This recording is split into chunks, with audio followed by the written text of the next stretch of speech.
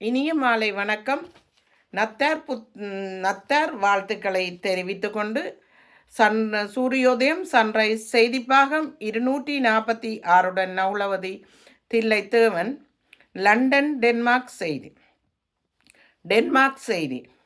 Paris Denmark மூலோபாய உலோக நீர்நிலை கட்டுப்பாட்டை நாடுவதால் 100 மில்லி யூரோக்கு அதிகமான கடலோர பாதுகாப்பு ஏவுகணைகளை அமைப்புகளை வாங்குவதற்காக கையொப்பமிட்டிருக்கிறது. சென்ற வாரம் டென்மார்க் ஒரு தீ கட்டுப்பாட்டு அலகு மற்றும் ஏவுகணைகளை கொண்ட பல பேட்டரிகளை வாங்கும் என்றும் கொள்முதல் அமைப்பு தெரிவித்திருக்கிறது. ஐரோப்பிய ஒன்றிய நீதிமன்ற தீர்ப்புக்கு பிறகு டென்மார்க்கின் கெட்டா சட்டம் ஆய்வுக்கு உள்ளாகிறது. அதாவது டெனிஸ் சட்டம் சமூகத்தை ஒருங்கிணைப்பதை நோக்கமாக கொண்டிருந்தாலும் இனப்பாகுபாட்டுக்கு சமமாக இருக்கலாம் என்று ஐரோப்பிய ஒன்றிய உச்ச நீதிமன்றம் கண்டு அறிந்துள்ளது. 2024 2 அழிவுகளுக்கு சீர்குலைக்கும் சைபர் தாக்குதலை பின்னால் ரஷ்யா இருந்ததாக டென்மார்க் கூறுகிறது. உளவுத்துறை சேவை தாக்குதல்கள் கலப்பின போரின் தெளிவான ஆதாரத்தில் ரஷ்யா அரசுடன் இணைக்கப்பட்ட குழுக்களின் வேலை என்று கூறுகிறது. இதனை மிராண்டா பிரண்டைய நோட்டிக் நிருபர் தெரிவித்திருக்கிறார். டென்மார்க் கடித சேவையினை 30/12/25 நிறுத்துகிறது. PN அதாவது இந்த தபால் பெட்டிகளை தரங்களை பார்த்து முதலாவது தரங்களாக ஏலத்தில் விடப்படுகிறது. அதற்கு 2000 DKK என்றதுக்கு சுமார் 235 பவுன்கள் விலையிலும் 1005 பெட்டிகளை DKK 176 பவுண்ட்ஸ் விலையிலும் அதற்கு பின்னர் ஜனவரி மாதத்தில் 200 பெட்டிகளை ஏலம் விடப்படும் என்றும் தெரிவிக்கப்பட்டிருக்கிறது. டென்மார்க்கின் போஸ்டல் சேவையான போஸ்ட் நோத் என்ற கடித சேவை பயன்படுத்தாத டென்மார்க்கின் முத்திரைகளை குறிப்பிட்ட காலத்துக்குள் திருப்பி தருவதாக கூறியுள்ளது. இங்கிலாந்து செய்திகள். இங்கிலாந்தில் இந்த 25ஆம் ஆண்டு அதிக வெப்பமான ஆண்டாக இருக்கும் என வானிலை அறிவை தகவல் தெரிவித்திருக்கிறது.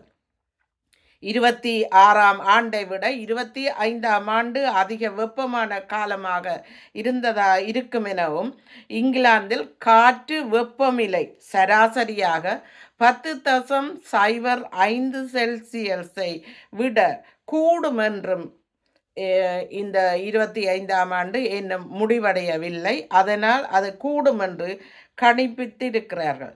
22ஆம் ஆண்டில் அதிவெப்பமான ஆண்டாக 10.03 செல்சியஸ் இருந்ததாகவும் அதைவிட 25ஆம் ஆண்டு கூடியிருப்பதாக இந்த வானிலை அறிக்கை தெரிவித்திருக்கிறது. 32 வயதான பிரிட்டிஷ் அல்ட்ராமா மெரத்தன் வீரர் ஜாக் பெயிண்ட் இந்தியாவில் வந்து அவர் டலாக் முதல் கன்னியாகுமரி வரை சுமார் 3876 கிலோமீட்டர் தூரத்தை 74 நாட்களில் ஓடி கடந்துள்ளார். இவர் மூளை புற்றுநோய் உடைய ஒருவர், பாதிப்புக்கு ஆளான ஒருவர்.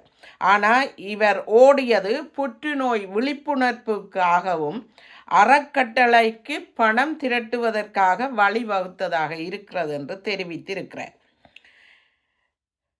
எரிபொருள் திருட்டு சர்ச்சையினால், அதாவது இங்கிலாந்தில் மான்செஸ்டர் பகுதியில் ஒரு குடும்பத்துக்கு நடந்த பிரச்சனை, அதாவது தண்டனை. சுமார் 19 மாத காலமாக அவர்களுடைய வாகனத்துக்கு எரிபொருள் நிரப்ப முடியாமல் இருந்தது. காரணம் 20 பவுண்ட்ஸ் 01 பென்ஸ் பணத்தை அவர்கள் எரிபொருள் நிரப்பிவிட்டு பணத்தை செலுத்தாம இருந்ததற்காக இந்த பிரச்சனை வந்திருக்கிறது. அதாவது இவர் 58 வயதான அம்ஜத் என்பவர் பணத்தை செலுத்தியதாக நினைத்த வண்ணம் இருந்திருக்கிறார். ஆனால் அவர் பணம் செலுத்தாததால் சுமார் 1000க்கும் மேற்பட்ட எரிபொருள் நிரப்பு நிலையங்களில் இவருடைய வாகனத்துக்கு அனுமதி அளிக்கப்படவில்லை எரிபொருள் கொள்முதல் செய்வதற்காக. இப்போது 1.5 வருடங்களுக்கு பின்னர் அந்த வழக்கு தள்ளப்பட்டிருக்கிறது. 1300 பெட்ரோல் நிலையங்களில் எரிபொருள் நிரப்ப முடியாதமாக இருந்தது. இப்போது அது தீர்க்கப்பட்டிருக்கிறது. அதற்கு அவர் 50 பவுண்ட்ஸ் 1 பென்ஸை கட்ட வேண்டிய நிலையில் இருந்தது. அதை கட்டிவிட்டார். மேலும் பிரித்தானியாவில் பேங்க் ஆஃப் லண்டன், அதாவது லண்டன் வங்கி 26ஆம் ஆண்டில் வட்டி குறைப்பு வீதம் செய்வதாக தெரிவித்துள்ளது. இதனால் வெதுப்பகங்களில் செய்யப்படும் பொருட்களுக்கும் பெட்ரோல், அதாவது எரிபொருளுக்குமான விலைகள் குறைக்கப்படலாம் என்று தெரிவித்திருக்கிறார்கள். 3.6% வட்டியை குறைக்க இருந்ததும் இப்போது 3.2% அது குறைக்க இருப்பதாக பேங்க் ஆஃப் இங்கிலாந்து தெரிவித்திருக்கிறார். இதனால் பலரும் நன்மை அடைவார்கள். இங்கிலாந்தில் இப்போது புதிய வகை புகைப்பட கருவி ஒன்று பொருத்திய வாகனம் பரவலாக செயல்பட்டு கொண்டு வருகிறது.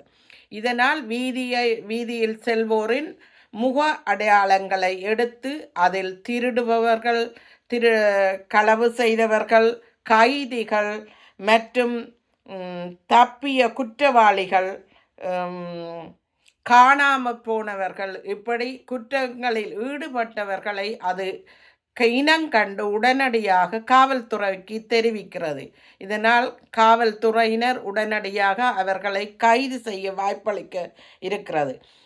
LFR என்னும் இந்த புதிய கருவி லண்டனில் 1 வருட காலத்தில் சுமார் 1300க்கு மேற்பட்டோரை கைது செய்ய வழிவகுத்து இருக்கிறது. நன்றி. மீண்டும் ஒரு செய்திகளுடன் மறுவாரம் சந்திக்கும் வரை விடைபெறுவர் நவுலவதி தில்லைத்தேவன். நன்றி, வணக்கம்.